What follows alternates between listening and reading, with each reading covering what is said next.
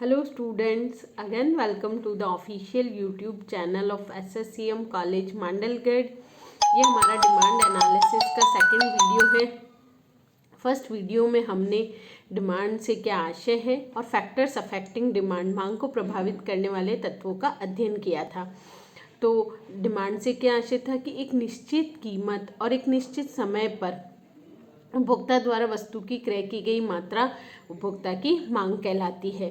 अब इस वीडियो का हमारा फर्स्ट टॉपिक है मांग फलन, डिमांड फंक्शन। जो अब हमने मांग को प्रभावित करने वाले घटकों का अध्ययन किया था कि हमारी मांग विभिन्न घटकों से प्रभावित होती है। फॉर एग्जाम्पल, उपभोक्ता की आय, वस्तुओं और सेवाओं की कीमत, स्थानापन्न और पूरक वस्तुओं की कीमत, जनसंख्या, इन सभी घटकों का अध्ययन हमने लास्ट वीडियो में किया था।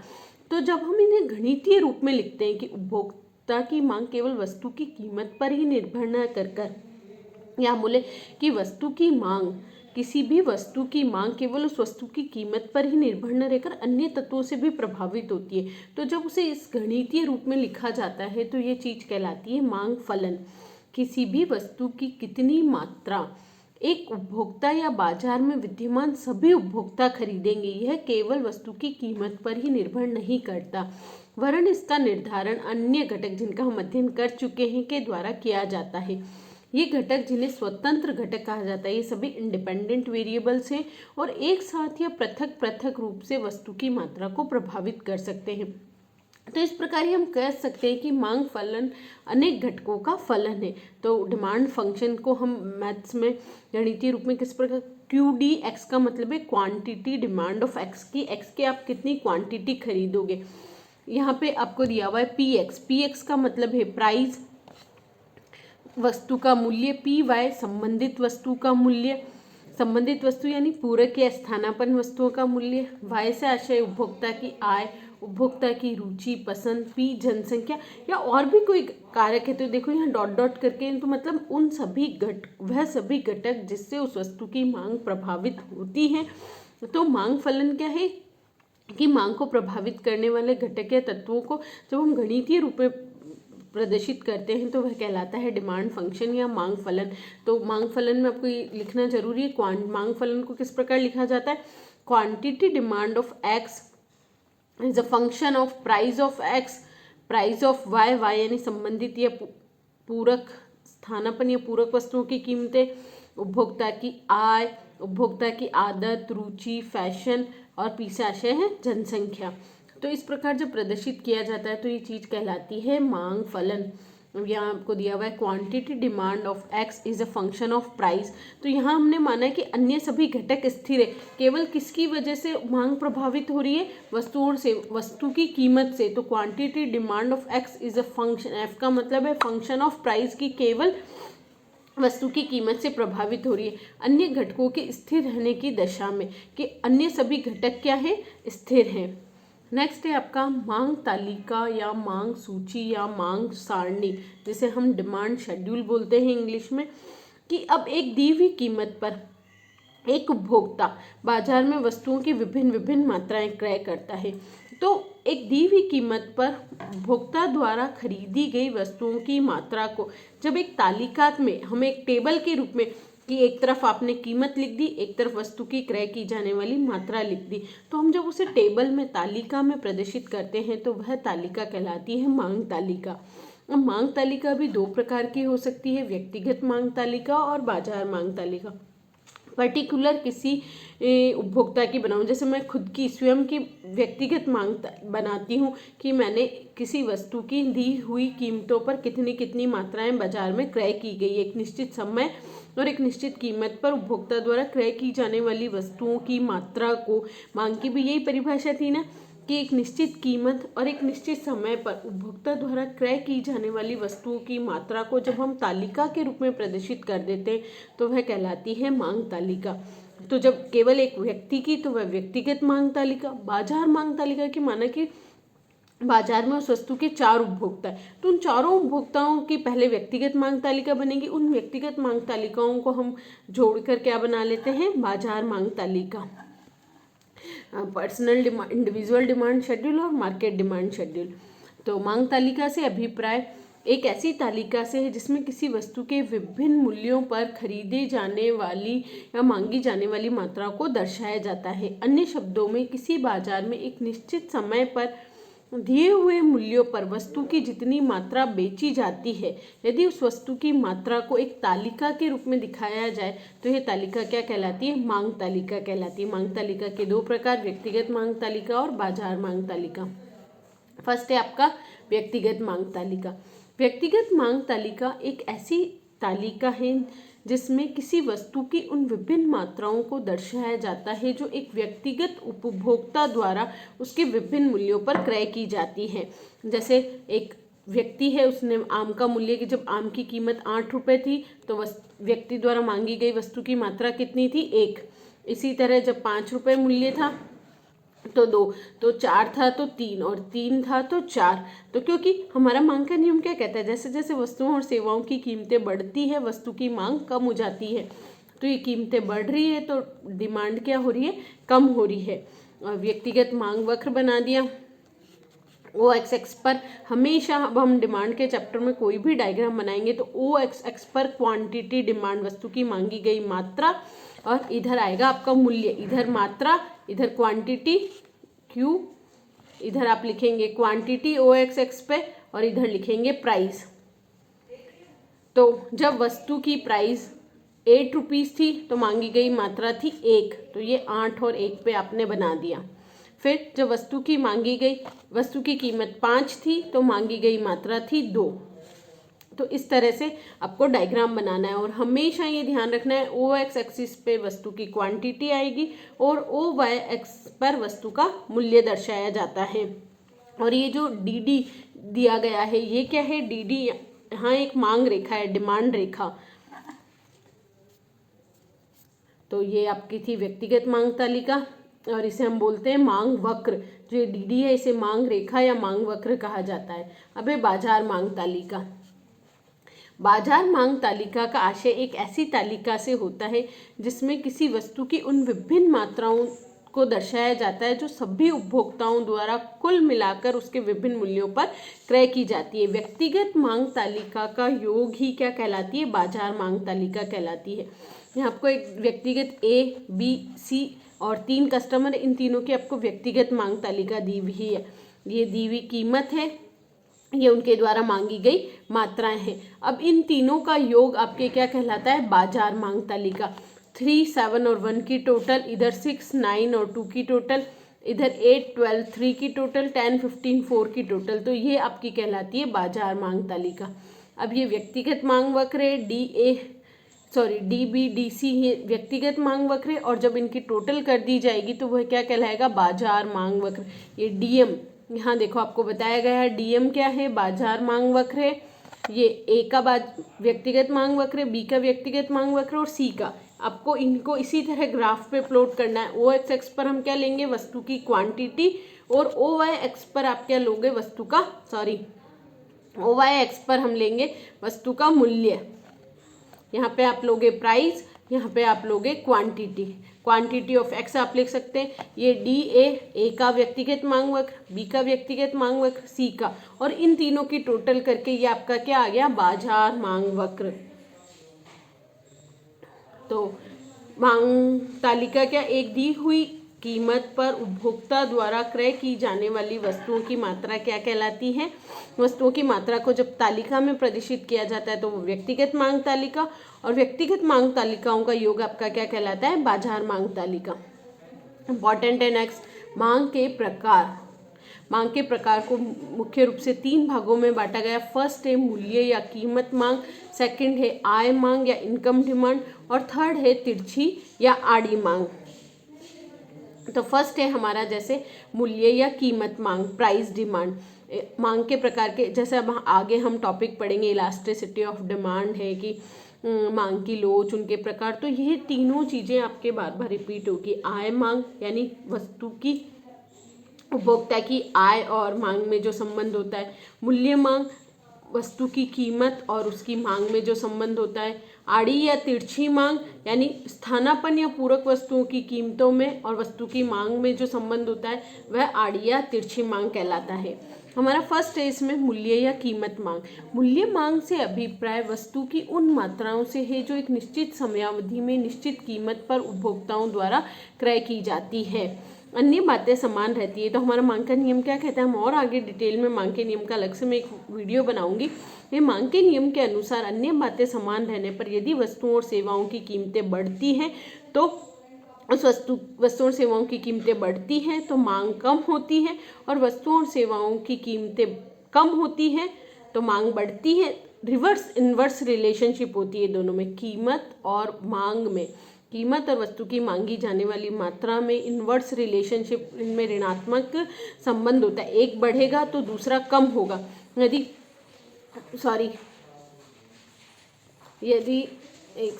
यदि प्राइस इंक्रीज होगी तो आपकी जो डिमांड होगी वो क्या होगी, डिक्रीज हो जाएगी, और यदि प्राइस डिक्रीज होगी तो डिमांड क्या हो जाएगी, इंक्रीज हो जाएगी। तो ये आपका इसीलिए हमारा जो मांग वक्र होता है, आपने देखा डीडी, ये क्या होता है, बाएं से दाएं नीचे की ओर गिरता हुआ होता है, क्योंकि इन दोनों के बीच वस्तु की कीमत, इधर हम हमेशा, मैंने बताया है कि वस्तु की कीमत आएगी, इधर क्वांटिटी आएगी, तो वस्तु की कीमत और मांगी जाने वाली मात्रा के मध्य क्या होता है, विपरीत संबंध होता है।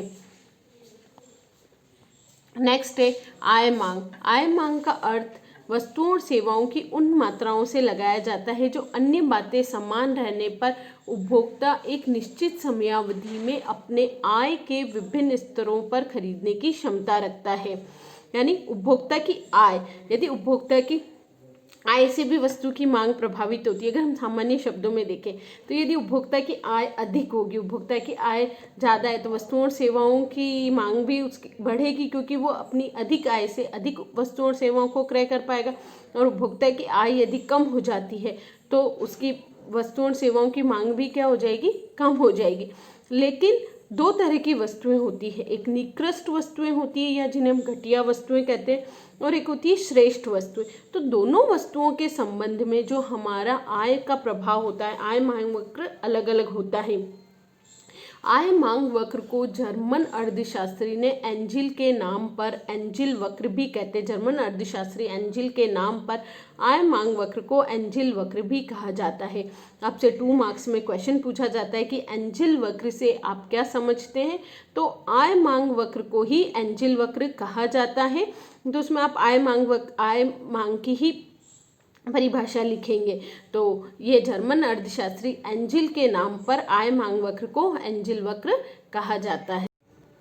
अब आय मांग वक्र में विभिन्न आय स्तरों पर विभिन्न वस्तुओं तथा सेवाओं के क्रय की जाने वाली मात्राएं अलग अलग होती है। मैंने पहले भी अभी आपको बताया कि जो श्रेष्ठ वस्तुएं होती है, एक होती है घटिया निकृष्ट वस्तुएं।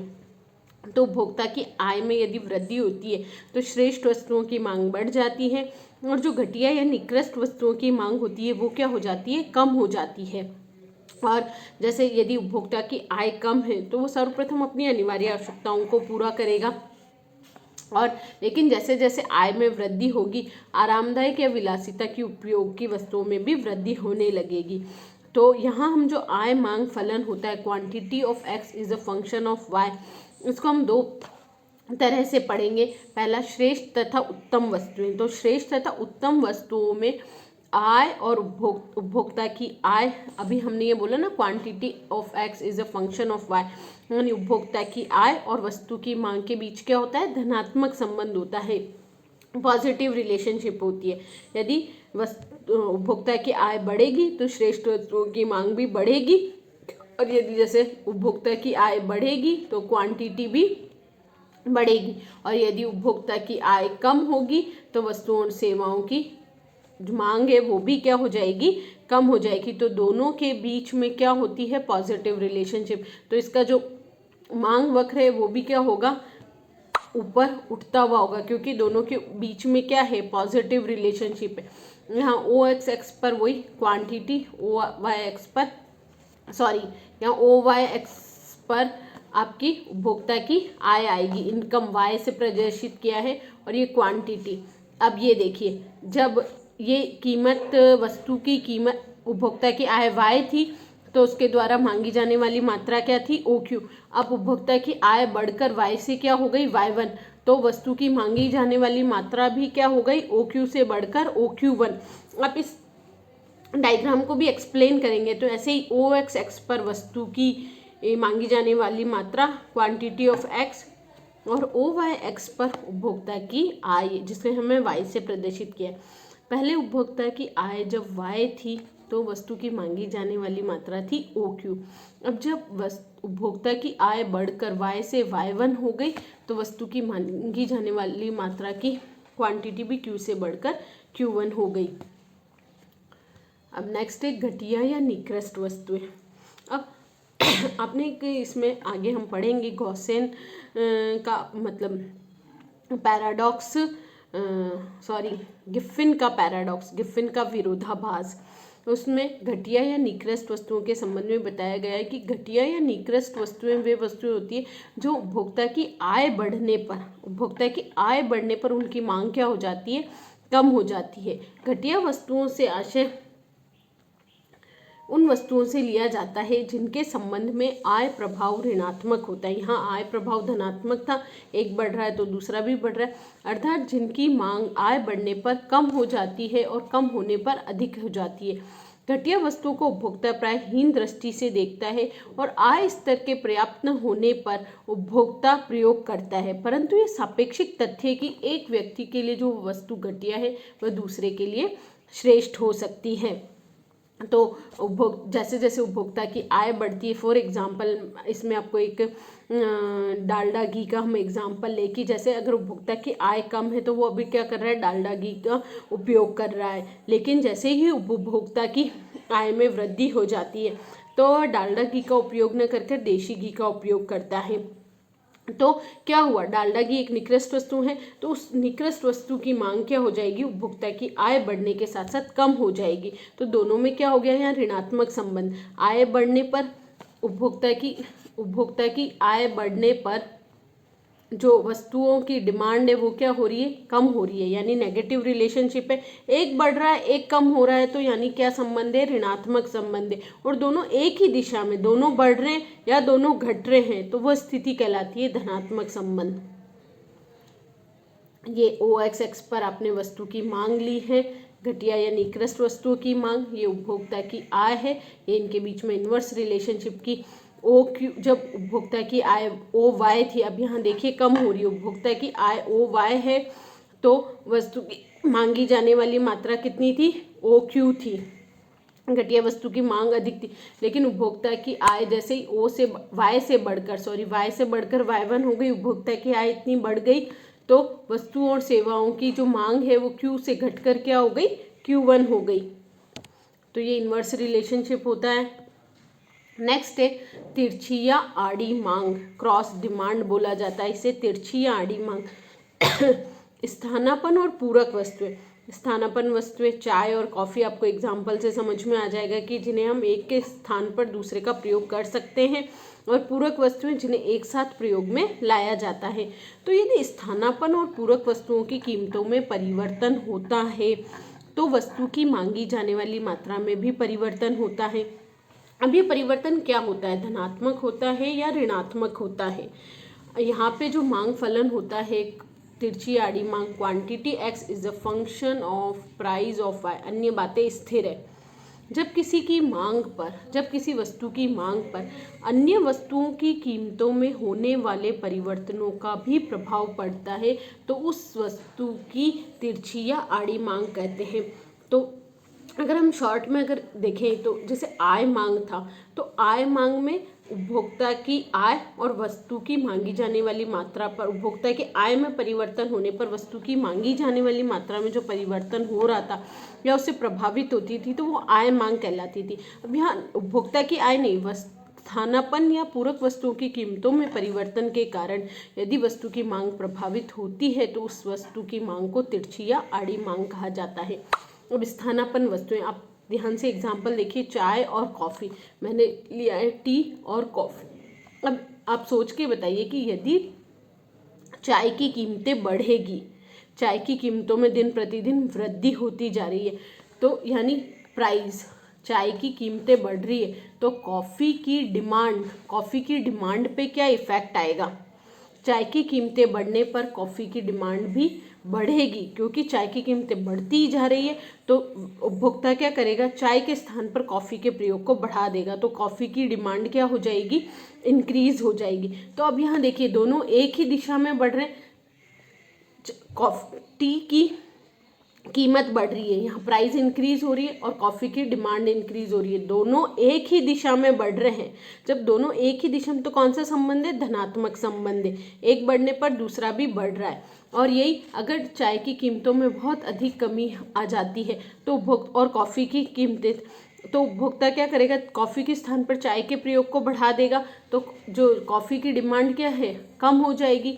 तो यदि एक बढ़ रहा है तो दूसरा भी बढ़ रहा है, एक कम हो रहा है तो दूसरा भी कम हो रहा है, यानी एक की तो कीमत और दूसरे की मांग। कीमत का मांग पर हम प्रभाव देखेंगे कि कीमत का घटने और बढ़ने पर दूसरी वस्तुओं की मांग पर क्या प्रभाव पड़ता है। तो उससे क्या हो रहा है, यहाँ धनात्मक संबंध है। तो स्थानापन्न वस्तुओं में आप यहाँ देखिए, इधर आपने x वस्तु की मांग ली है और y वस्तु की कीमत, दोनों अलग अलग है। हमने क्या लिया था, x वस्तु की, यहाँ जैसे हमने कॉफ़ी की मांग ली थी और हमने कीमत किसकी ली थी, चाय की ली थी। तो x वस्तु की, अब दोनों में धनात्मक संबंध है, पहले इसकी कीमत p थी, p से बढ़कर p1 हो गई, तो इसकी जो मांग थी x वस्तु की वो x से बढ़कर x1 से बढ़कर x2 हो गई। तो दोनों के बीच में धनात्मक संबंध पाया जाता है। स्थानापन्न वस्तुओं में आपको एग्ज़ाम में ये बहुत इम्पॉर्टेंट टॉपिक है, इससे आप जब फ्यूचर में आप नेट का एग्ज़ाम या कोई भी कॉम्पिटिटिव एग्ज़ाम्स देते हैं, हर एग्ज़ाम में जहाँ इकोनॉमिक्स का पार्ट आता है उसमें डिमांड एनालिसिस का टॉपिक अवश्य रूप से होता है। तो उसमें इस तरह के ही आपसे क्वेश्चन पूछे जाते हैं कि यदि चाय की कीमतों में वृद्धि होती है तो कॉफ़ी की मांग पर क्या प्रभाव पड़ेगा। तो उस समय हमें ये ध्यान होना चाहिए कि आप सिंपल, आप एज ए कंज्यूमर सोचिए, आप उस चीज़ को अपने ऊपर लेके एज ए कंज्यूमर सोचिए कि यदि चाय की कीमतें लगातार बढ़ती जा रही है और इसका एक सब्सटीट्यूट आपको अवेलेबल है, तो आप क्या करोगे, उसको स्किप करके जिसकी कीमतें बढ़ रही है उसे छोड़कर अन्य वस्तु का क्रय करोगे, तो उसकी मांग क्या होगी, बढ़ेगी। अब पूरक वस्तुएं, पूरक वस्तुएं क्या होती है, जिन्हें एक साथ उपयोग में लाया जाता है, जैसे हम बोले कार और पेट्रोल। अब आप खुद अपने माइंड में सोचिए कि जैसे ये कार है, एक सेकंड, जैसे हम यहाँ कार और यहाँ पेट्रोल है। अब यदि कार की कीमतों में वृद्धि होती है, मैं यहाँ प्राइस लिख रही हूँ, कार की कीमतों में वृद्धि होती है तो पेट्रोल की डिमांड पर क्या प्रभाव पड़ेगा। कार की कीमतें बढ़ेगी तो उपभोक्ता कार कम क्रय करेगा, अगर कार का कम उपभोक्ता क्रय करेगा तो पेट्रोल की मांग क्या होगी, कम होगी। तो इसकी अगर कीमतें बढ़ती है तो इसकी जो डिमांड है वो क्या हो जाती है, कम हो जाती है। दोनों के बीच में अब यहाँ कौन सी रिलेशनशिप आ रही है, इन्वर्स, एक बढ़ रहा है तो दूसरा घट रहा है। अगर हम बोलूँ कि कार की कीमतों में कमी आ जाती है तो उपभोक्ता अधिक से अधिक, बाजार में उपभोक्ता अधिक से अधिक कार का क्रय करेंगे, तो कार का क्रय करेंगे तो पेट्रोल की डिमांड क्या हो जाएगी, इंक्रीज हो जाएगी। एक बढ़ रहा है एक घट रहा है, तो पूरक वस्तुओं में पूरक वस्तुओं की कीमत और एक वस्तु की कीमत, जैसे कार की कीमत और पेट्रोल की मांग पर हमने प्रभाव देखा, तो क्या कौन सा प्रभाव था, विपरीत प्रभाव। तो ये देखिए, ये आपका डिमांड वक्र क्या होता है, नीचे गिरता हुआ है। पूरक वस्तु वे वस्तु होती है जो एक साथ प्रयोग में लाई जाती है, स्कूटर और पेट्रोल।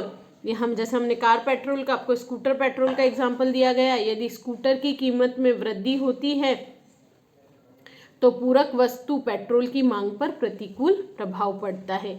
तो इन दोनों के बीच क्या होता है, विपरीत संबंध, या हम बोले अन्य शब्दों में ऋणात्मक संबंध पाया जाता है। यहाँ डी पूरक वस्तुओं की मांग रेखा है। अब जब वाय वस्तु की कीमत OP से बढ़कर OP1 हो जाती है तो पूरक वस्तु की मांग OX1 से घटकर OX2 रह जाती है। अब ये देखिए ऊपर एग्जाम्पल में, जब प्राइस P थी तो X1 डिमांड थी, और जब प्राइस बढ़कर P से P1 हो गई तो डिमांड घटकर X1 से X2 हो गई। तो ये आपके डायग्राम में जो विपरीत संबंध है, ये उसी तरह से डायग्राम बने हुए। हमें डायग्राम्स अर्थशास्त्र में रटने की आवश्यकता नहीं होती, आपको समझना है। यदि आपको उसका बेसिक कंसेप्ट समझ में आ गया तो कॉम्पिटिटिव एग्जाम्स में इस तरह के जो भी ऑब्जेक्टिव क्वेश्चंस आते वो कितना भी घुमा फिरा के पूछ ले, आपको पता है कि पूरक वस्तुओं के बीच एक पूरक वस्तु की मांग और दूसरी की कीमत के बीच में विपरीत संबंध होता है, तो वो अगर आपसे पूछे कि कीमत बढ़ जाए तो मांग पर क्या प्रभाव पड़ेगा, कीमत कम हो जाए तो क्या प्रभाव, यदि आपको कंसेप्ट क्लियर है तो आप करेक्ट आंसर दे पाएंगे। नेक्स्ट है मांग के अन्य प्रकार। फर्स्ट है संयुक्त मांग, जिन वस्तुओं की मांग एक साथ होती है। जब किसी व्यक्ति को अपनी आवश्यकता की संतुष्टि के लिए दो या दो से अधिक वस्तुओं की एक साथ मांग होती है तो उसे हम संयुक्त मांग, या हम जो बोलते हैं ना पूरक वस्तुओं की जो मांग होती है वो क्या कहलाती है, संयुक्त मांग। जैसे गेंद, बल्ला, जूता, मोजा, स्कूटर, पेट्रोल आदि। व्युत्पन्न मांग, डिराइव डिमांड, जब एक ही वस्तु की मांग से दूसरी वस्तु की मांग स्वतः उत्पन्न हो जाती है तो ऐसी मांग को डिराइव्ड मांग या व्युत्पन्न मांग कह जाते हैं। अब जैसे कि कार की मांग बढ़ने पर कार के उत्पादन में प्रयोग होने वाले, जैसे कार की बहुत ज़्यादा डिमांड इंक्रीज हो गई है तो कार के उत्पादन में प्रयोग आने वाले साधन जैसे टायर वगैरह जो भी रॉ मटेरियल्स लगता है उनकी डिमांड क्या हो जाएगी, इंक्रीज हो जाएगी। तो ये कहलाती है डिराइव डिमांड की, मतलब एक वस्तु की मांग में वृद्धि होने पर दूसरी वस्तु की मांग यदि स्वतः उत्पन्न हो जाती है। नेक्स्ट है आपका सामूहिक मांग, जब एक वस्तु दो या दो से अधिक उपयोगों में लाई जाती है तो उस वस्तु की मांग को हम कहते हैं सामूहिक मांग। जैसे एक वस्तु के विभिन्न प्रयोग है तो उसका अगर हम विभिन्न प्रयोगों में प्रयोग करते हैं तो वो चीज़ कहलाती है सामूहिक मांग। जैसे बिजली का प्रयोग आप रोशनी, शक्ति, ईंधन, पंखा चलाने आदि में करते हैं तो बिजली की डिमांड क्या कहलाएगी, आपकी कंपोजिट डिमांड। तो ये डिमांड एनालिसिस का सेकंड वीडियो था, इम्पॉर्टेंट है। इसमें हमने सर्वप्रथम पढ़ा मांग फलन, उसके बाद मांग तालिका, बाजार मांग तालिका और व्यक्तिगत मांग तालिका, और उसके बाद हमने मांग के प्रकार इम्पॉर्टेंट टॉपिक है जिसमें हमने आय मांग, कीमत मांग और आड़ी या तिरछी मांग। आय मांग के अंदर भी दो वस्तुएं थी, निकृष्ट वस्तुएं और श्रेष्ठ वस्तुएं। और उसके बाद जो हमारा इम्पोर्टेंट था कि आड़ी या तिरछी मांग, उसमें स्थानापन्न वस्तुओं की मांग और पूरक वस्तुओं, स्थानापन्न वस्तुओं के संबंध में और पूरक वस्तुओं के संबंध में इम्पॉर्टेंट टॉपिक है। इससे रिलेटेड यदि आपकी कोई भी क्वेरी है तो आप मुझे व्हाट्सएप ग्रुप या यूट्यूब कमेंट बॉक्स में पूछ सकते हैं। Stay home, stay safe.